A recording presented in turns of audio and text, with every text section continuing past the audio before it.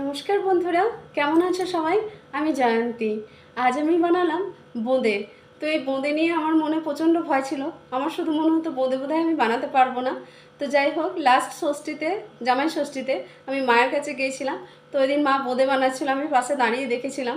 তো আমি সেখান থেকেই শিখেছিলাম। তো আজকে আমি চেষ্টা করলাম। তো তোমরা দেখে বন্ধুরা বলো কেমন হয়েছে। আমাদের তো ভীষণই ভালো লেগেছে।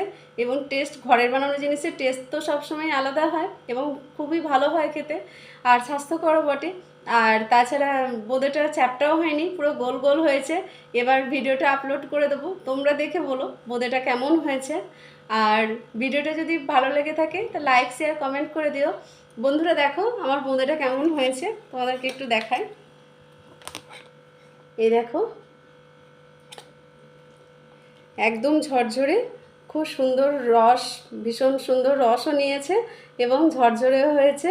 এবং প্রত্যেকটা বোঁদে একদম পুরো গোল গোল হয়েছে। আর আমি কোনো ফুড কালার ইউজ করিনি, না করাই ভালো। যদি তোমরা চাও ফুড কালার দিয়ে কালারফুলও করতে পারো, তবে আমি বলবো কালার ইউজ করো না, নর্মালি খাও সবাই। তো বন্ধুরা, এই বোঁদে বানানোর জন্যে যেটা খুব ইম্পর্টেন্ট সেটা হচ্ছে ব্যাটারের থিকনেস। তার মানে কতটা পরিমাণ বেসনে কতটা আমাকে জল মেশাতে হবে, এবং রসের যে ঘনত্ব, মানে কীরকমভাবে রসটা করলে ঠিকভাবে বোঁদেটা টেনে নেবে, মানে কতটা চিনিতে কতটা জল মেশাতে হবে, এই দুটো জিনিস খুব ইম্পর্টেন্ট। তো বন্ধুরা ভিডিওটা দেখতে থাকো, কীভাবে পারফেক্ট মেজারমেন্টে করলে বোঁদেটা একদম ঠিকঠাক হবে। তো আমি এই পারফেক্ট মেজারমেন্ট মেনটেন করেই বোঁদেটা তৈরি করলাম এবং আমার শেষ পর্যন্ত পারফেক্টই হয়েছে। তো আমি প্রথমবার বানালাম, তো আমি খুব খুশি। তো ভিডিওটা তোমরা দেখতে থাকো এবং তোমরাও চেষ্টা করো বাড়িতে, দেখো একদম পারফেক্ট হবে। বন্ধুরা, বোঁদে বানানোর জন্য প্রথমে আমি নিয়ে নিয়েছি মেজারিং কাপের 1 কাপ ভরে ভরে, মানে চাপ দিয়ে ভরে 1 কাপ বেসন, আর সামান্য, খুব সামান্য 1 চিমটির থেকেও কম বেকিং পাউডার। বেকিং পাউডারটা অপশনাল, তোমরা না দিলেও কোনো অসুবিধা নেই, আমি অল্প একটু দিয়েছি, এটা না দিলেও ভালোই তৈরি হবে। তো এটা প্রথমে ছাঁকনিতে ছেঁকে নিয়েছি ভালো করে। ছেঁকে নেওয়ার পরে এরপরে ওই মেজারিং কাপেরই 1 কাপ জল আমি নিয়েছি। জলটা প্রথমে একসাথে আমি দেবো না, আস্তে আস্তে দেবো এবং মিক্স করতে থাকবো, এভাবে ফাটতে থাকবো এবং একটু করে জল মেশাতে থাকবো। বন্ধুরা, বেসনটাতে পুরো 1 কাপ জলই আমি দিয়েছি এবং এর কনসিস্টেন্সিটা ঠিক এইরকম হবে, ইজিলি ফ্লো হবে সেরকম। এবার আমি একটা পাত্রে শিরাটা প্রথম তৈরি করে নেব, যার জন্য আমি প্রথমে মেজারিং কাপে 1 কাপ এবং 1/2 কাপ, অর্থাৎ 1.5 কাপ চিনি নিয়ে নিয়েছি এবং এই 1.5 কাপ চিনিতে মেজারিং কাপের 1 কাপ জল নেব, মানে 1.5 কাপ চিনিতে 1 কাপ জল দেব। এবং এই রসটা তৈরি কোনো চিপচিপে হতে হবে বা তার হতে হবে এরকম কিছু না, জাস্ট চিনিটা গুলবে এবং জলটা ভালো করে ফুটে উঠবে, চিনিটা গুলে যাবে, বাস ওইটুকু হলেই হবে। ওইভাবে আমাদের রসটা নামিয়ে নিতে হবে। আমার রস প্রায় হয়ে গেছে বন্ধুরা।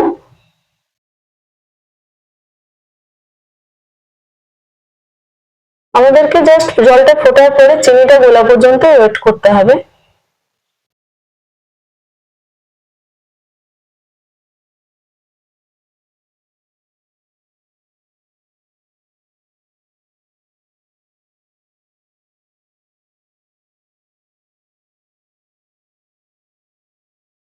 হয়ে গেছে বন্ধুরা, রস হয়ে গেছে। এদিকে বেসনটা এতক্ষণ মাখানো ছিল, কিছুক্ষণ হয়ে গেছিল বন্ধুরা। বেসনটা আমার বলা হয়নি, 3-4 মিনিট একটু ভালো করে ফেটিয়ে নিতে হবে। জলটা মিক্সার করে দেওয়ার পরে তারপরে 3-4 মিনিট ধরে ভালো করে বেসনটা ফেটিয়ে তারপরে রেখে দিয়ে সিরাটা বানিয়েছি আমি। এরপরে আমি কড়াইতে ভাজা যাবে এবং কিছুটা পরিমাণ তেল দিয়ে দিলাম। এবং বন্ধুরা, এলাচের গন্ধ খুব বেশি পছন্দ করে না আমার মেয়ে, ওই জন্য আমি প্রথম থেকে দিইনি। এটা রসটা ফোটানোর সময় এলাচটা দিলে ভালো হয়, গন্ধটা ভালো আসবে। তো আমি পরে দিলাম ওই জন্য এলাচটা, যাতে হালকা থাকে গন্ধটা। আর যে ফেটানো বেসনটা ছিল তো আমার ক্যামেরাটা ঘোরানো হয়নি, সরি তার জন্য। তো বেসনটা ফেটানো ছিল, ওর মধ্যে আমি গরম হয়ে যাওয়া তেল 1 চামচ দিলাম এবং আবার ভালো করে আমি হ্যান্ড মিক্সিতে ভালো করে আমি মিশিয়ে নিলাম।